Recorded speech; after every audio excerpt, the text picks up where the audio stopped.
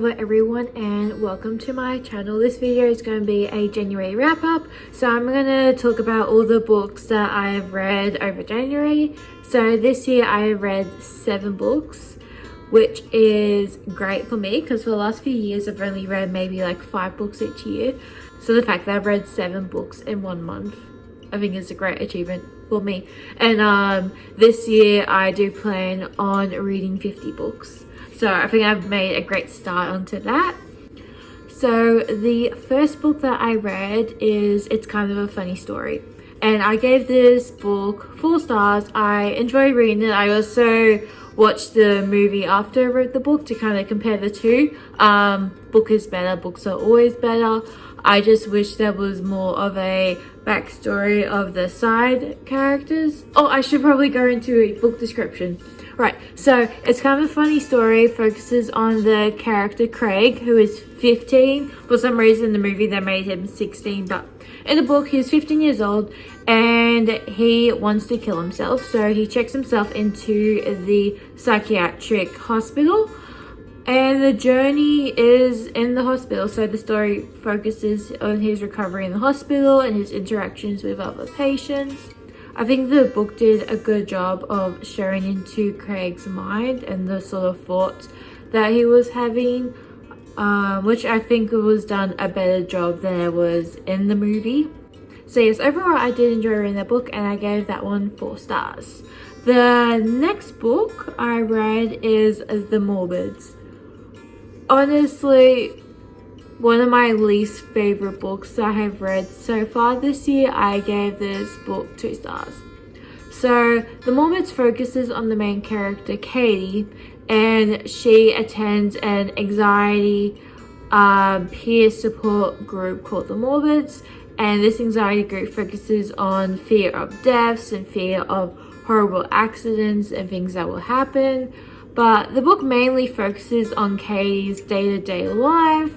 There is a romantic interest in the book that is talked about in her relationship with this person, and it talks about Katie's trauma that she has experienced and how that impacts her life, but we don't really get to know a lot about that until the end.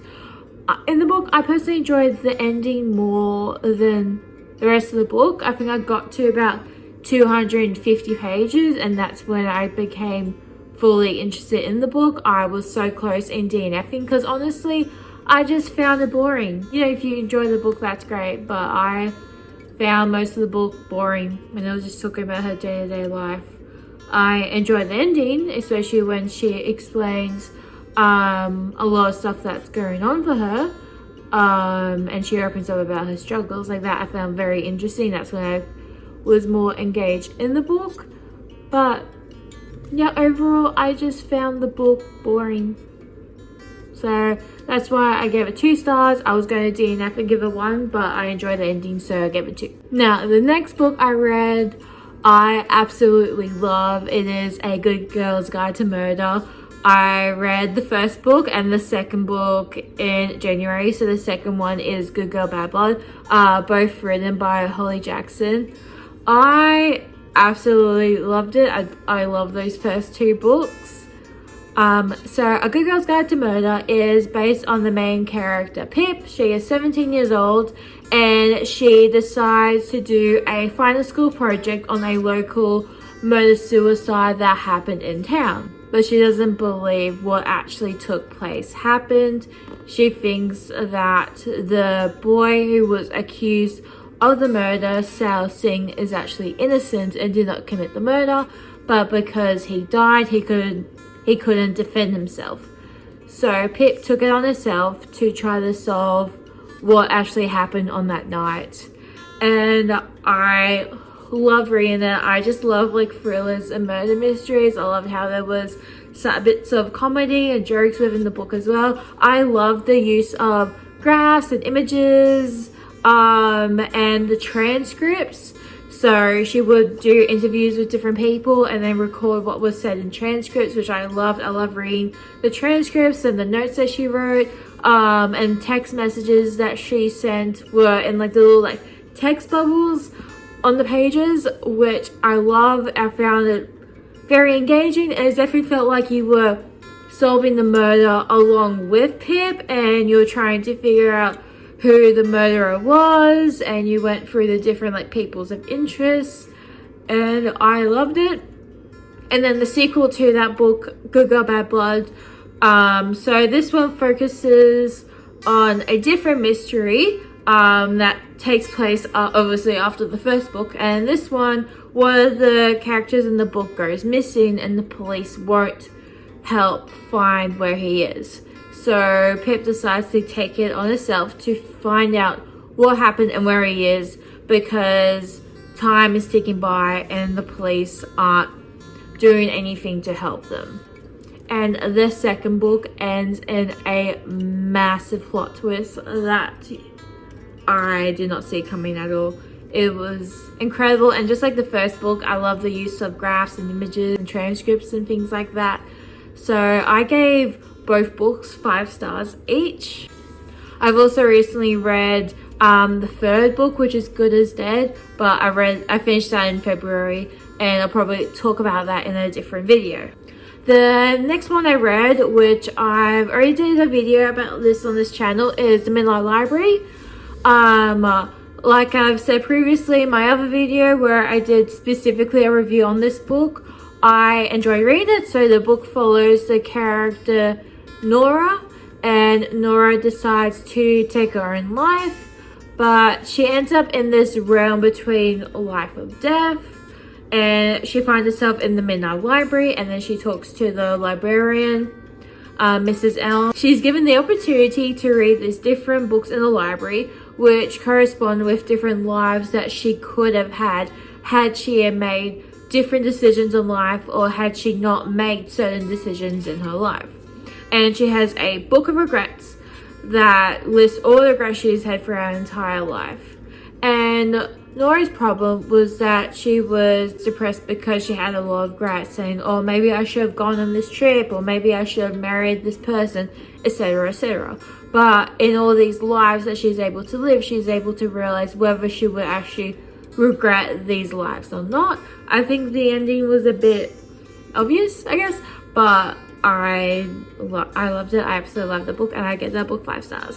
The next one is Where the Crawdads Sing, and I actually had this book on Audible, so I listened to this book, and I ended up giving this one 4.5 stars. It took me a while to try to get into the story, and because the story is spoken with a Southern American accent, I found it hard at the beginning to understand what they were talking about. But once I got used to that, I actually started to get into the story. And I usually prefer plot-driven stories over character-driven, but I really loved this book, and I was even more focused on Kaya's character development more than the actual murder mystery that you had throughout the book.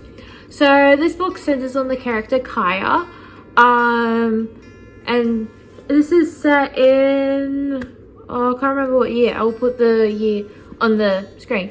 So it's set in that year, and she is 6 years old, where her mother just leaves and never comes back.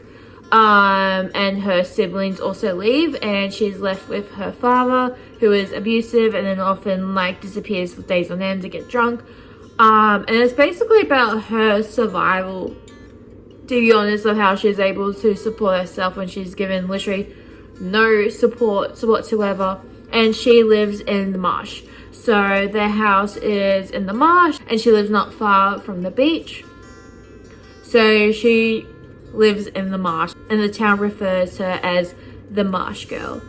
And they look down upon her. She never went to school. She only went to school for like one day and was bullied by the children and never went back.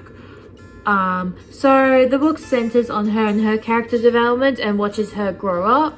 And while we're going through the story of Kaya and watching her grow up, you also have the other perspective of Chase, the man who was found dead, and how there are detectives trying to figure out what happened, whether that was a murder or an accident. So you have the two perspectives jumping back and forth. So you're going through the past of watching Kaale grow up, and then you have the present murder mystery happening on, and obviously the past kind of catches up and you're watching it grow up, and then the two kind of link together, and then it turns into a murder mystery story. And yeah, I loved it. And even though I don't usually prefer slow paced stories, I enjoyed this one. But I think I probably enjoyed it more because it was an audiobook, and I love like the performance of the person speaking and the different voices that she used for the different characters. For me, I found them more engaging. I think if I just read a normal book, I'll probably find it not as interesting and probably boring. But yes, I found it more engaging through the audiobook. But yeah, I love the story. And the last book that I read was actually for my church book club, and it was called The Good Life in the Last Days. And I'm not going to go into too much about it, but basically it was for a church book club, and then we had to talk about one chapter each, and that was that. And that's all the books that I read for this month. So I read 7 books, and I'm definitely hoping to read more books in February, but I'll see how I go. Thank you for watching, and I'll see you next time. Bye.